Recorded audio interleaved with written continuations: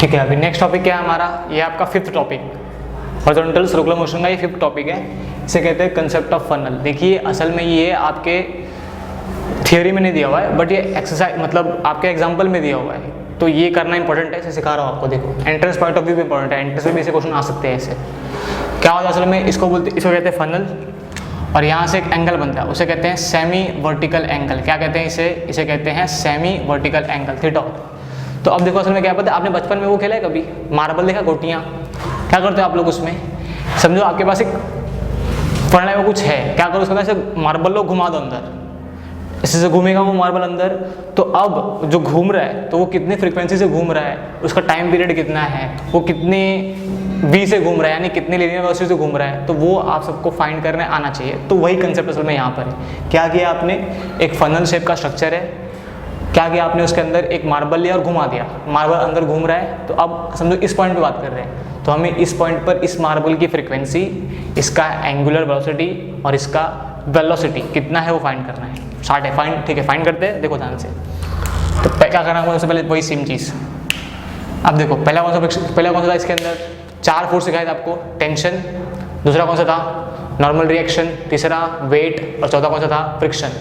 तो अब ये सरफेस कैसा है, स्मूथ है, यानी इसमें फ्रिक्शन नहीं है, तो फ्रिक्शन चला गया।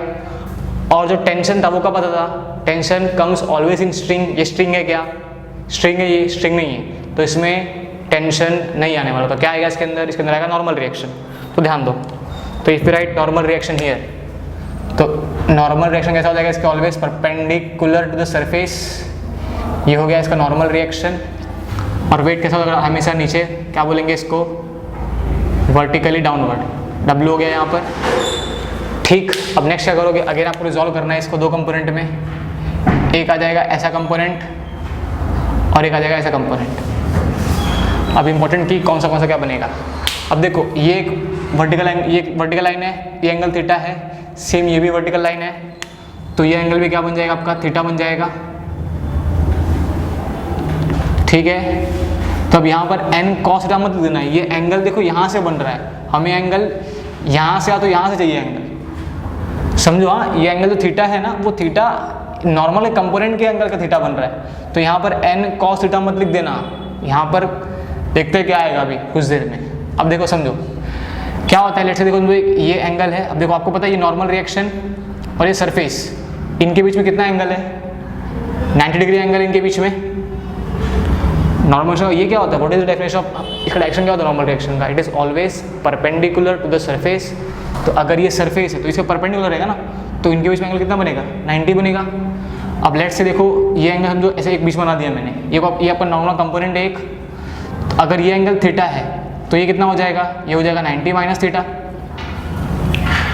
समझ में आया क्या हुआ, देखो ये पूरा 90 है, मैंने एक लाइन ड्रॉ की, अगर मैंने ये वाला एंगल थीटा ले लिया है तो ये क्या बचेगा, ये हो जाएगा 90 माइनस थीटा।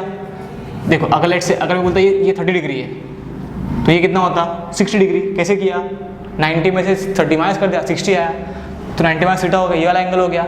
अब देखो जो ये वाला कंपोनेंट है, ये एक कंपोनेंट कौन सा है, ये वर्टिकल वाला, और ये कौन सा वाला है, हॉरिजॉन्टल वाला, इनके बीच में एंगल कितना है, इनके बीच में एंगल भी 90 ही है ना, इनके बीच में एंगल कितना है, 90। तो और जो ये वाला है ये क्या है, ये आपका n है, ये इसका वर्टिकल कंपोनेंट, ये इसका हॉरिजॉन्टल कंपोनेंट, 2 कंपोनेंट हो गए। अब देखो ये वाला एंगल कितना है, ये अगर आपका 90 माइनस थीटा है तो ये कितना हो जाएगा, सही थीटा ही होगा ना। देखो ये 90 माइनस थीटा, तो क्या करोगे इसको, ये 90 माइनस थीटा है, तो आपको ये फाइंड करना, क्या करोगे 90 माइनस थीटा, ऐसे करोगे तो ये कितना हो जाएगा, 90 minus 90 minus plus theta, plus 90 cancel हो जाएगा, थीटा आ जाएगा ना यहाँ पर। तो यहाँ पर एंगल थीटा कैसे आया वो समझ में आया कि यहाँ जो एंगल थीटा बन रहा था वो कैसे बन रहा था, एकदम आसान है। देखो ये और ये आपस में 90 है, अगर ये एंगल थीटा है तो ये कितना बन जाएगा, 90 माइनस थीटा। ये और ये आपस में कितने हैं, 90 है, तो अगर ये 90 माइनस थीटा है तो ये क्या बन जाएगा, अगेन थीटा बन जाएगा। इतना क्लियर हुआ, तो ये एंगल कौन सा हो जाएगा, ये हो जाएगा आपका थीटा।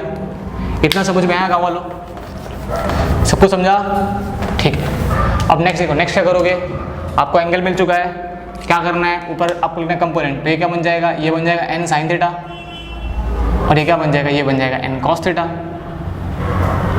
इतना समझ में आया।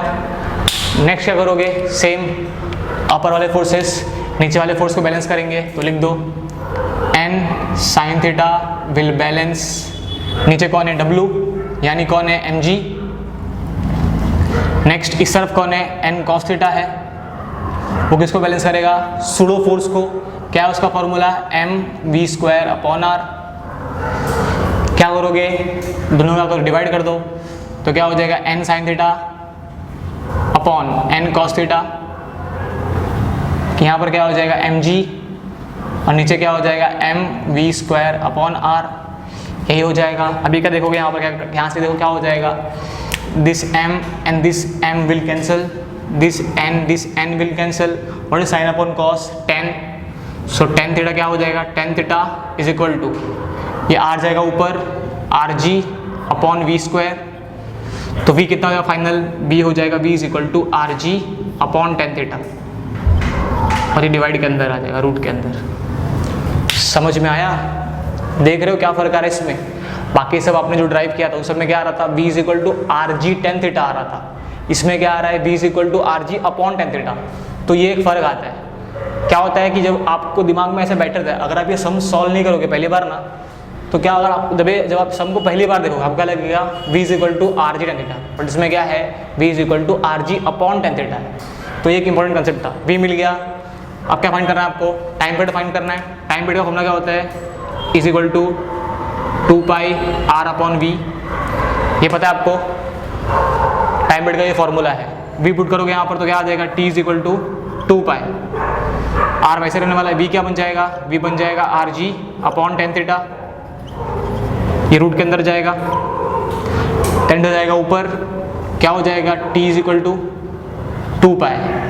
अब ये r है तो क्या मैं इसको r ऐसा लिख सकता हूँ, क्यों, स्क्वायर क्या बोलेगा, √2 फुट, स्क्वायर क्या कहेगा, √2 फुट, ये r के ही इक्वल है, स्क्वायर बोल रहा है √2 फुट, आपको r ही मिल रहा है, तो क्या मैं ऐसा लिख सकता हूँ, यहाँ पर बिल्कुल लिख सकता हूँ। तो यहाँ पर क्या हो जाएगा, r² रूट के अंदर अपॉन, नीचे क्या है rg रूट के अंदर, और बगल में क्या है tan थीटा रूट के अंदर। इतना क्लियर हुआ।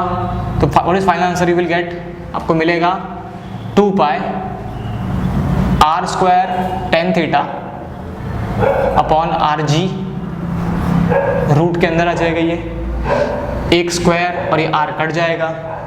तो व्हाट इज टाइम पीरियड का फॉर्मूला, टाइम पीरियड आएगा 2π r tan theta upon g। इतना क्लियर हुआ आपको, टाइम पीरियड मिल गया। इसका उल्टा क्या होता है, फ्रीक्वेंसी होती है टाइम पीरियड का उल्टा। तो what is n is equal to, n is 1/t, तो पुट कर दो इधर तो क्या हो जाएगा 1/2π g upon r tan theta. ये क्या होगा, फ्रीक्वेंसी हो गई। समझ में आया ये पॉइंट। इसमें पहला इंपॉर्टेंट पॉइंट क्या है कि v का फॉर्मूला क्या है, rg अपॉन tan थीटा है, rg tan थीटा नहीं है इसका फॉर्मूला। एक इंपॉर्टेंट पॉइंट पहला ये आ गया। नेक्स्ट टाइम पीरियड फॉर्मूला में क्या है, 2π r tan theta upon g, frequency क्या करोगे, इसको 1/t कर दोगे मिल जाएगा। इतना हो गया। एक और इंपॉर्टेंट पॉइंट ये है कि जो थीटा है ना वो सेमी वर्टिकल एंगल है। सर मतलब क्या, मतलब क्वेश्चन में क्या होता है, एक बार में टेस्ट होता है, मतलब टेस्ट एक पेपर था, टेस्ट पेपर में उसमें क्या क्वेश्चन आया था पता है कि थीटा तो यहाँ उन्होंने इसको थीटा दिया हुआ था, समझ आया, मतलब क्या उन्होंने इसको इस पूरे को थीटा दिया हुआ था, तो वो आपका एंगल नहीं है। ये जो एंगल मिला ना यहाँ पर थीटा, ये आधा है इसका, तो इसको आपको आधा करना पड़ेगा। लेट से अगर वहाँ पर उन्होंने 60 डिग्री दिया हुआ है, क्या करना पड़ेगा आपको 30 करना पड़ेगा। क्यों, क्योंकि हमारा जो भी आंसर आ रहा है वो आंसर किसके लिए आ रहा है, वो आ रहा है सेमी वर्टिकल एंगल के लिए। इतना क्लियर हुआ। तो ये आपका किसका कंसेप्ट है पूरा, दिस कंसेप्ट ऑफ फनल। अब एक लास्ट टॉपिक रह गया है हॉरिजॉन्टल सर्कुलर मोशन में, वो देखेंगे, फिर आपका HCM खत्म हो जाएगा। Then will start with VCM। ठीक है, इतना लिख लो।